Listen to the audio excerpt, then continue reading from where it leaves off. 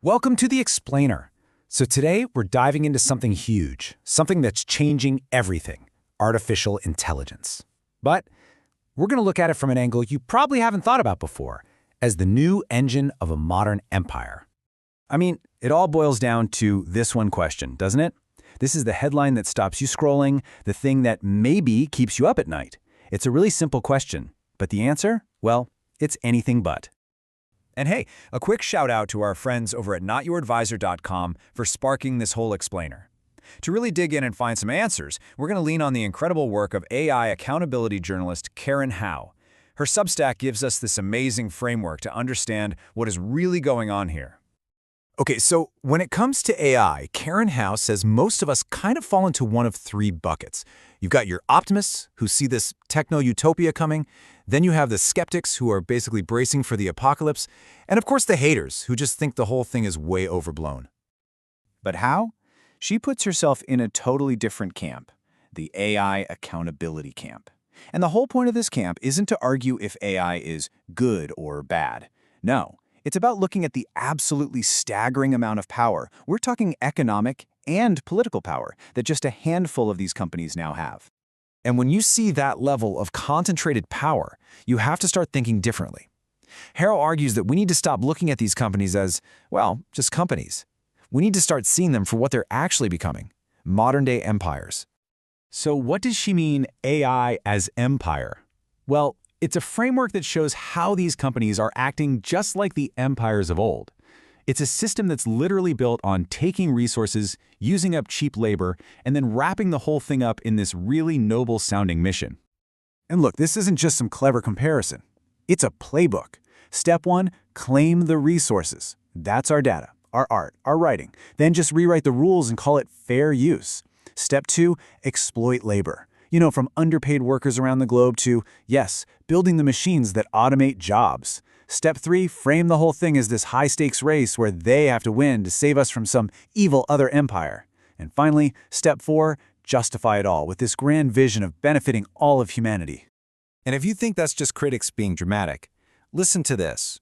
The leaders themselves use this exact language. The ambition here isn't just to make a cool product. It's to build an entire world order. But here's the thing you have to remember about empires. Whether they're digital or historical, they're always built on sacrifice. And the people making that sacrifice, they're never the ones at the top. It's happening in places and to people that are meant to be kept completely invisible. Just think about it for a second. For a tool like ChatGPT to be safe enough for us to use, to be commercially viable, it has to be scrubbed clean of all the worst, most toxic stuff on the internet.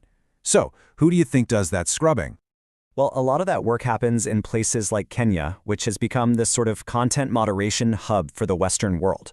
OpenAI hired contractors there for very little pay to read and label just the most unimaginable things. We're talking graphic violence, hate speech, child sexual abuse material.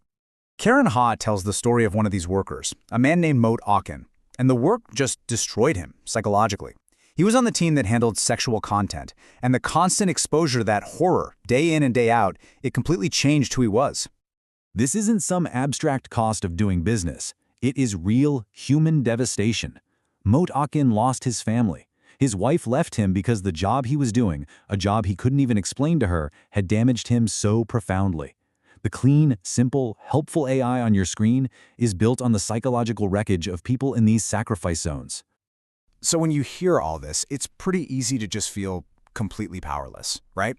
I mean, the tech leaders, they love to talk about this stuff as if it's an unstoppable force of nature, like it's some kind of technological destiny that we just have to sit back and accept. But Howe says, wait a minute, that's the oldest trick in the imperial playbook. Making an empire feel inevitable is a huge part of its power. But the truth is, just like every single empire throughout history, these new AI empires have huge fundamental weaknesses. They're not nearly as strong as they want you to think they are. So where are the cracks? Where are the pressure points? Well, for one, they are completely dependent on our data to train their models. They need huge amounts of land, energy, and water for their data centers. They absolutely need human labor to clean things up. They need the best researchers to even build the tech. And at the end of the day, they need us, the consumers, to buy into it all. Every single one of those dependencies is a place where we, the public, actually have leverage. So If this imperial future isn't a done deal, what's the alternative? What would a better, a more democratic AI future even look like? Well, a big piece of the puzzle, House says, is shifting what we're trying to build. Instead of pouring all this money and talent into these giant everything machines, which, by the way, are often biased and impossible to fully test, what if we built precision tools? Think of AI designed for one specific thing, like helping discover new medicines or making our energy grids more efficient. AI that actually serves a clear, testable human need, not just the goal of grabbing more data and power. And you know what? This isn't just a nice idea. It's already happening. People are pushing back right now. You've got artists who are actively poisoning their own art so AI models can't learn from it. The Hollywood writers' strike literally put guardrails on how AI can be used in a massive industry. Communities are fighting against data centers that suck up all their water and energy. From parents and teachers to workers on the factory floor, people are standing up and demanding a say. And this really is the core takeaway from Karen Howe's whole framework.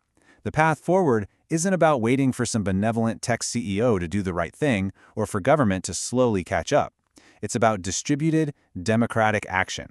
It's about everyday people, artists, parents, workers, all of us, recognizing the power we have and using it at every single weak point of the empire. Which brings us right back to where we started. Maybe the question we should be asking isn't just, will AI take my job? Maybe the much bigger, more important question is, how do we make sure this incredibly powerful technology is built to serve us, our communities, our values, our shared future, and not the other way around? And it turns out, the answer to that question, well, it's up to all of us.